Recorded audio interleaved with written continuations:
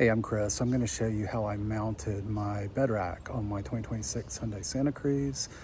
These are actually Yakima HD bars mounted on Skyline towers with the HD bar adapter, and we're using Yakima #1 foot, but we have some different bolts that we're using to mount it, but you can see it mounted here.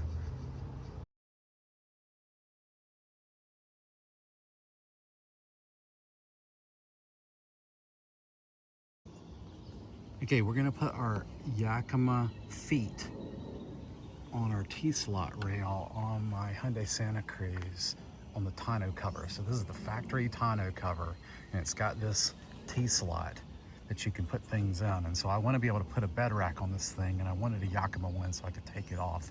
These feet you can attach, and then your bed rack will actually go onto the feet and allow you to take it on and off pretty easily as you need to. I was originally going to do it, so the problem with the Yakima set is the baseline that goes in the T-slot that comes with these feet is too big to fit in this slot. And I figured it was pretty straightforward. You put bolts down through here, and that thing, it was just a metal plate, went into this slot. And the idea made a lot of sense, but their metal plate wouldn't fit. So originally I had these T-slot nuts that I was going to use to do it, and I was just going to use the Yakima bolt that came with it. But I put those in, and I did not really like the idea that this just small little piece that was threaded was all that was holding it in there. These are not very big. I got these from Amazon. And so I had another set of T-slot bolts that were heftier, and the T is actually on the bolt itself. And I realized I can run these up through the feet, and it just felt like it'd be stronger. I was going to try to drill some holes in a piece of stainless, and I had to drill them and thread them, and then I realized I had these. I figured I'd try them. So it's pretty straightforward. You take them and you go up in here and just slide them into the rail, and I've already got another one slid in here. And the way these things works is once you start tightening them, they lock up. They kind of spin around in there and lock up. And so once you get these in, you can basically just put the feet over those, and then you line it up like so. And then what I'm going to do is I'm going to put these nuts on there. Now I did discover that the walls of this are pretty tight, and the first 10mm socket, it is a 10mm on these particular ones, the first 10mm socket I used, the walls of the socket were too thick to fit down in there. So I actually ended up, I had this one and it had narrower walls. So you gotta make sure you got a thin wall socket in order to be able to actually tighten these suckers up. And the easiest way to put them on is just kind of nest it up in your socket by hand and drop it down on there like so, and start hand tight. All right, I've got it basically started now. So I've got my socket wrench, and at this point I can just sort of use the socket wrench to tighten it up the rest of the way. Thought I had it nice and tight, but let's do this one. You don't want to get it too tight because this is plastic. It's like a heavy plastic, so be careful, don't get it too tight. So the thing I like about these, and one of the reasons I wanted to use it, besides the fact I already had a bunch of Yakima stuff, is these have these covers on them. So when you're not using your rack, you can just cover these up, and it's a pretty low impact look on the side of the truck.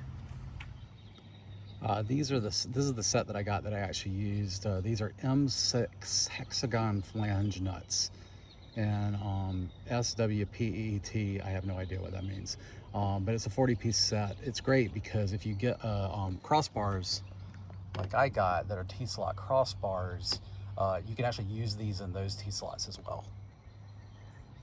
All right, I got the Yakima HD bars. These are a beefier bar.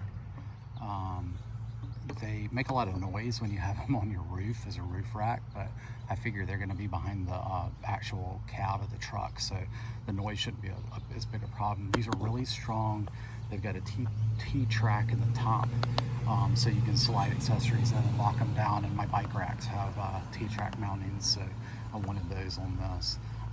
You do have to take the end cap off in order to mount them, so you'll see the measurements on the bottom help you sort of measure things up when you put it in, but you got to actually take one of these caps off on both sides so you can actually mount the things, and then you'll put that back on after you get them on the towers.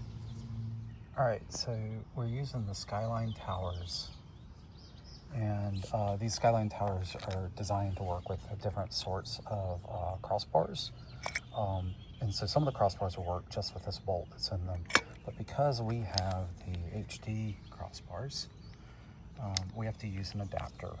Basically what it is, you'll see that little metal slot that's gonna slide up through these end cap slots. So I took the end cap off and it'll slide up through these slots for both of the towers.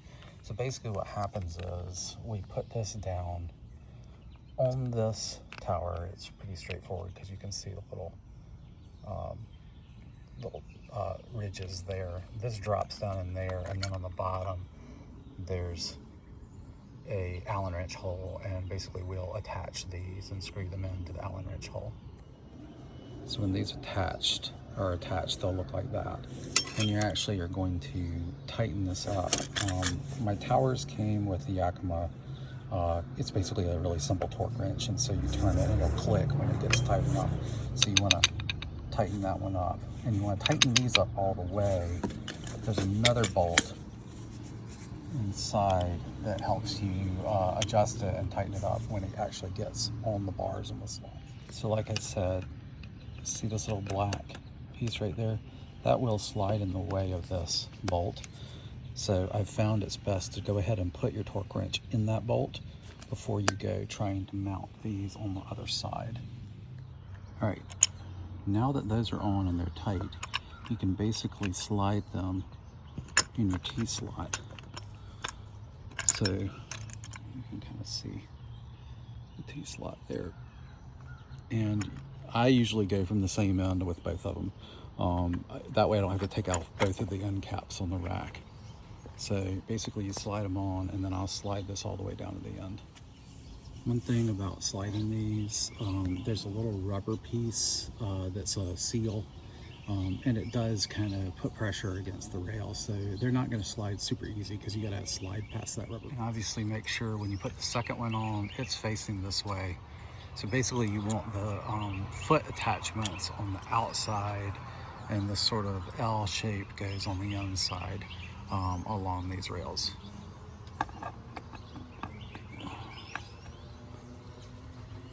If you do have trouble sliding it, you can actually loosen the bolt here, but don't loosen it all the way. Leave it captured in there. Once you've got both the towers actually on the bar,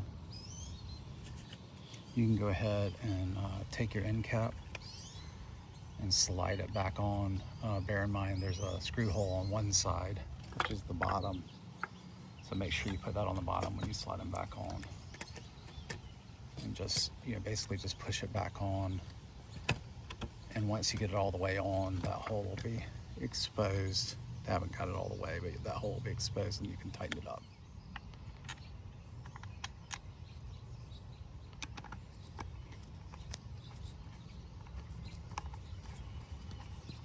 So just tighten that thing up.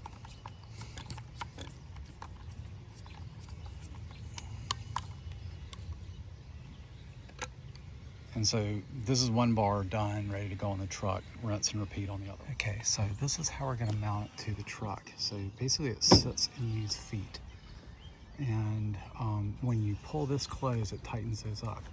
Now remember I said, this is your adjustment for these things. I've got the 52-inch HD bars, and they're right at the limit as far as like running into this end cap. So you want to make sure you loosen these bolts and slide them, because it puts tension in the whole thing, and you don't really want it pulling on your tonneau cover. So you want to make sure everything's kind of loose enough for both of these feet to sit where they're on. Like the towers need to sit on the feet without you having to tighten it up when you go to tighten the whole thing up. So just kind of make sure everything's sitting good. And then once it is, you can go and tighten up these bolts like so.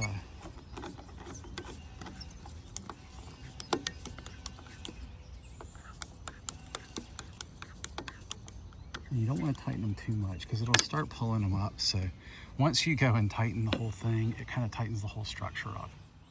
So that's what things look like once you get everything attached. And like I said, if you want to take it off, all you have to do is pull these on both sides. You open them up and take the whole thing off. So if you don't like riding around with the rack all the time, it's very easy to take this off. Probably the easiest, like way easier than the roof racks that you have to actually unlock, and then you have to unscrew them to get them loose.